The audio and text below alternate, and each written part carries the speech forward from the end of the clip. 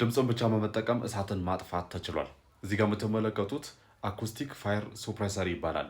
ድምጽን ብቻ በመጠቀም እሳትን ማጥፋት ይችላል። ይሄ ዲቫይስ እንዴት ነው የሚያደርገው መሰላችሁ? ቤዚካሊ እሳት ለመንደድ እንግዲህ የሚያስፈልገው ሶስት ነገር ነው። አንደኛ ኦክሲጅን ይፈልጋል፣ ሁለተኛ ተቀጣጣይ ነገር ይፈልጋል፣ በሶስተኛ ደረጃ ደግሞ ያ ተቀጣጣይ ነገር ለመንደድ እንዲችል የሚያስችል ሙቀት፣ ተመጣጣኝ ሙቀት ይፈልጋል።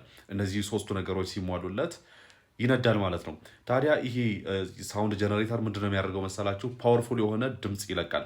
ይሄ ድምጽ ታዲያ ኢንቫይሮንመንቱን አይረብሽም፣ ምክንያቱም ፍሪኩዌንሲው በጣም ዝቅ ያለ ነው። ነገር ግን ይሄ ዲቫይስ ልክ ድምፁን እሳቱ ላይ ሲለቅ ምን መሰላችሁ የሚፈጠረው? ወደ እሳቱ የሚገባውን የኦክሲጅን ፍሎ ሙሉ ለሙሉ ያቋርጠዋል ማለት ነው። አንድ እሳት ደግሞ ኦክሲጅን ማያገኝ ከሆነ መንደድ አይችልም። ከዛ ሲቀጥል ኢቭን ሙቀቱን ራሱ የማፈን አቅም አለው። በመሀል የተፈጠረውን ሙቀትም የማፈንና ዲስተርብ የማድረግ አቅም አለው ነው የተባለው። ይህንን ቴክኖሎጂ እውን ለማድረግ አራት ሀገሮች እየተሽቀዳደሙ ነው።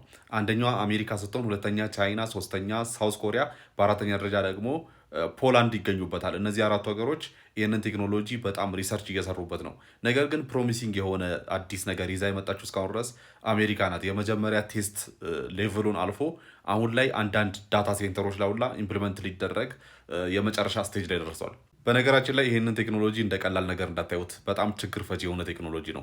ለምሳሌ ኦርዲነሪ ከዚህ በፊት የሚታወቁት በስሞክ ዲቴክተር የሚሰሩ የውሃ የሚረጩ ቴክኖሎጂዎች ማለት ነው። እነሱ በጣም ሳይድ ኢፌክትም አላቸው። ለምሳሌ ቤት ውስጥ ያሉ ኤሌክትሮኒክሶችን ለውሃ ሴንሲቲቭ የሆኑ ዲቫይሶቻችሁን ያበላሹባቸዋል። ሌላው ደግሞ ዳታ ሴንተር ላይ ነው። ዳታ ሴንተር እንደምታውቁት ያው ኤሌክትሮኒክስ ብቻ ነው ያለው እና እንደነዚያ ዲቫይሶች በጣም ሳይድ ኢፌክት አላቸው።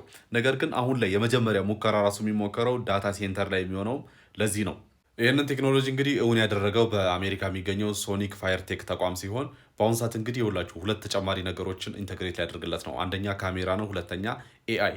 ከዚህ በኋላ እንደዚህ በተለያዩ ተቋማት ላይ በቤቶች ላይ የሚገጠሙ እነዚህ ዲቫይሶች ሁለቱን ነገሮች በመጠቀም ካሜራና ኤአይ በመጠቀም ልክ እሳት ከመፈጠሩ በፊት ፕሪዲክት አድርጎ ስታንድ ባይ ሆኖ ካሜራውን አነጣጥሮ እንዲጠብቅና ልክ እሳቱ ኢግናይት ማድረግ ሲጀምር ቶሎ ብሎ ይህንን ሳውንድ ይለቅበታል ማለት ነው። እዚህ ሌቭል ላይ እየደረሰ ነው። እስኪ ስለዚህ ቴክኖሎጂ ምን ተሰማችሁ? ሀሳብ አስተያየታችሁን ኮሜንት ላይ አስቀምጡልኝ።